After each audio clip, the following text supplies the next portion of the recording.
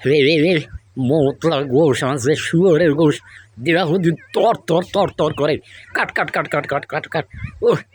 সাফাতি দিদি অনেক ধার আছে ইস রে রে রে এরা একদম পিস কেকের মতো মনে হইতেছে কাটা হয়ে যাইতেছে এখন কি করতে হবে রান্না করতে হবে কড়াইটাও তো অনেক বড় ইস এত তেল দিয়ে লাগে ও সুবাহ আমার কাজ রে আবার উস্তাও কুচাইতে দেবে আপনার তো স্বাদ একটু কমই লাগবে উস্তা কুচানো দাও মতলা করলো কি ও ও ও ও সুবাহ আমার কাজ এত মরিস এবার কি কালা কালা কি ঘি দিলে নাকি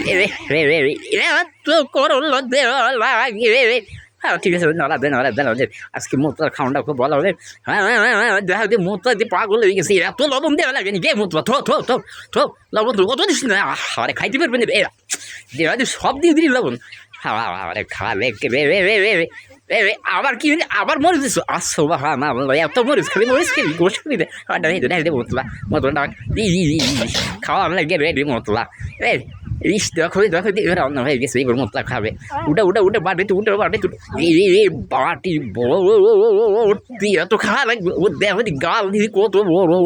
আমার খাওয়া লাগে খা ওরা তো খাইতে পারবে এত খাওয়া লাগে ইস দেখো খাওয়াটা কাকে বলে রে মজা লাগে মতলা একা খাও কেন আশেপাশে আর কেউ নাই খা অনেক খাওয়া এত খাইতে পারে মতলা দেখ তোর